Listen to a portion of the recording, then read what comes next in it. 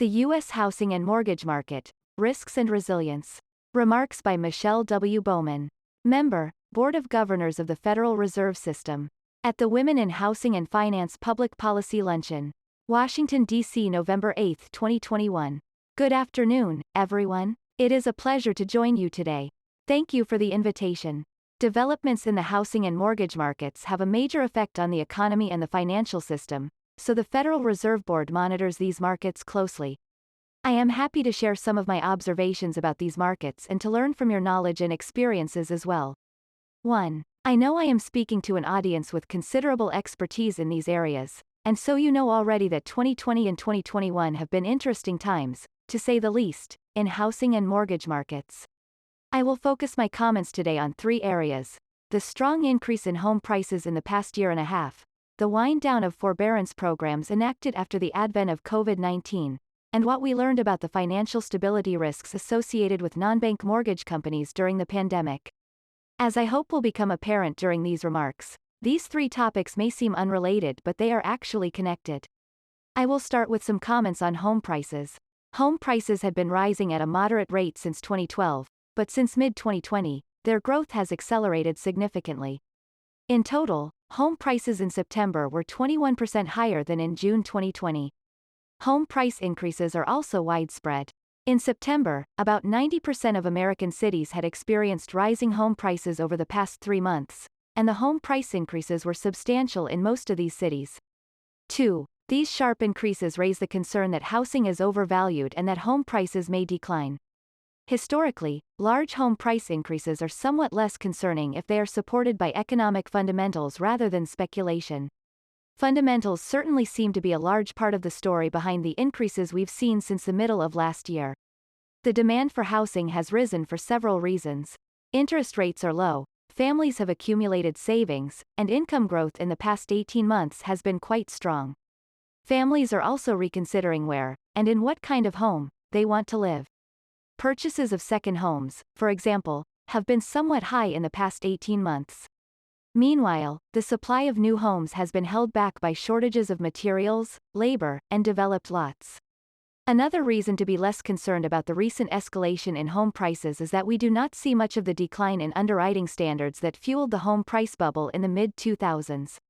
Mortgage underwriting standards have remained conservative relative to the mid-2000s, in part because of the mortgage policy reforms that were put in place in the aftermath of the housing crisis. Investor activity is subdued relative to that time as well. Nonetheless, home prices do decline from time to time. In inflation-adjusted terms, U.S. home prices fell from 1979 to 1982 and from 1989 to 1993, although by much less than from 2006 to 2012. 3. Although the declines in national home prices were modest in some of these episodes, some areas of the country experienced sharp declines. As we all know, home price declines cause problems and strain throughout the economy. To give just one example, families and small business owners borrow against their homes to fund big-ticket purchases and business expansions, and house price declines make it harder to use homes as loan collateral. This effect can be amplified if a credit crunch occurs, in which lenders react to the decline in house prices by pulling back on their lending. With banks and the broader financial system currently quite robust, such a credit crunch seems unlikely. Nonetheless, I know how painful these declines can be, especially in certain markets. For example, from my experience living in rural Kansas, I understand how smaller communities with a less diversified housing and employment base can take a long time to recover from a fall in home prices. I wonder also about communities with a sizable share of second homeowners. So I will continue to watch the incoming data closely. Falling home prices would certainly be very dramatic, but continued outsized increases could also be problematic. First, high home prices make it more difficult for low to moderate income households to become homeowners, as larger down payments and other financing requirements effectively lock these households out of the housing market.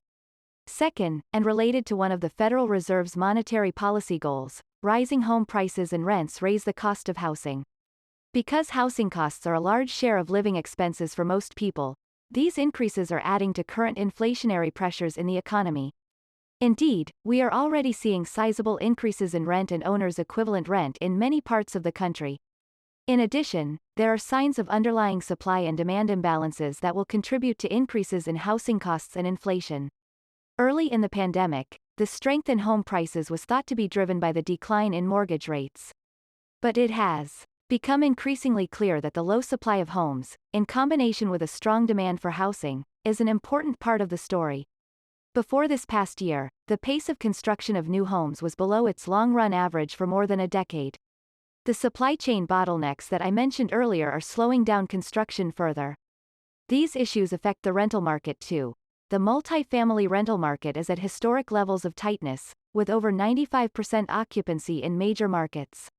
4. I anticipate that these housing supply issues are unlikely to reverse materially in the short term, which suggests that we are likely to see higher inflation from housing for a while. I am also watching carefully what happens as borrowers reach the end of the forbearance on mortgage payments. As of October, 1.2 million borrowers were still in forbearance, down from a peak of 4.7 million in June 2020. Of these remaining borrowers, 850,000 will reach the end of their forbearance period by the end of January 2022. Meanwhile, the temporary limitations on foreclosures put in place by the Consumer Financial Protection Bureau will expire at the end of the year. 5. Forbearance has been an important support for workers dislocated by the pandemic and for their families. Transitioning the remaining borrowers from forbearance to a mortgage modification or other resolution may be a heavy lift for some servicers. Each transition requires getting in contact with the borrower, discussing options, and figuring out which resolution makes the most sense for each borrower.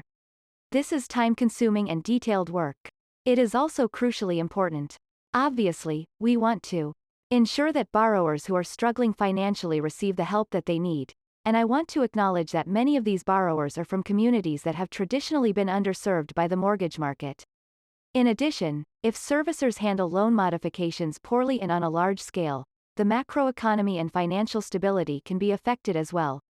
In the aftermath of the last financial crisis, the flood of foreclosures led to downward pressure on home prices. The same dynamic has not unfolded during the pandemic. Forbearance, foreclosure moratoriums, and fiscal support have kept distressed borrowers in their homes.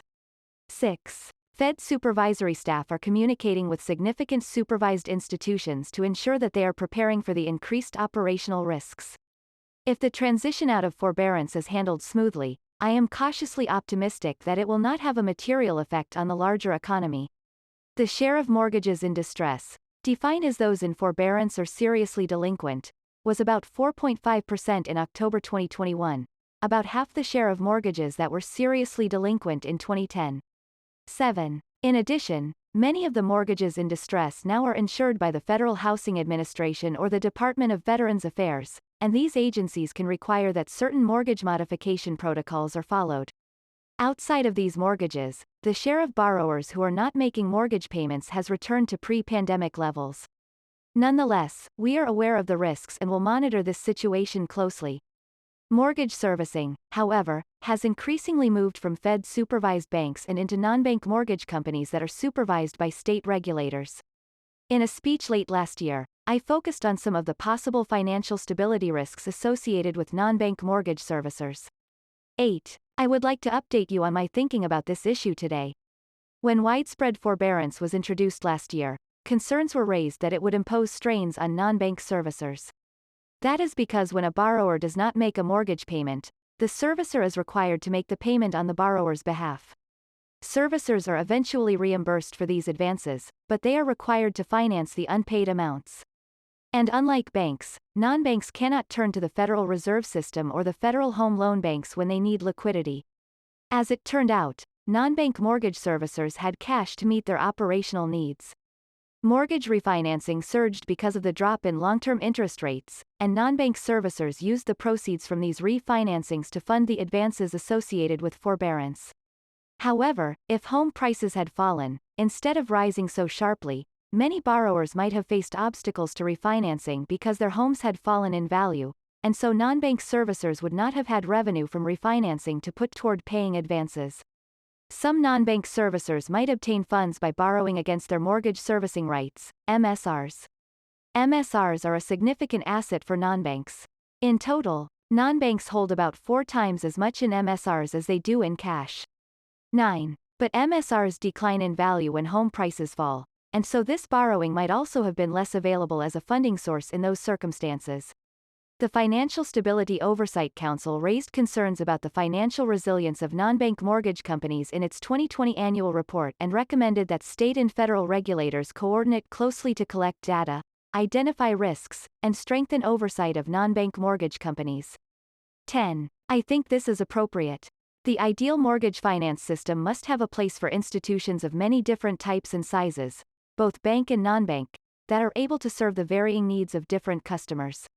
For this system to be sustainable, though, I think like activities should be treated in a like manner, and I am concerned about some of the differences in the prudential oversight of banks and nonbanks in the mortgage market. To return to my theme at the beginning, these are interesting times for housing and mortgage markets.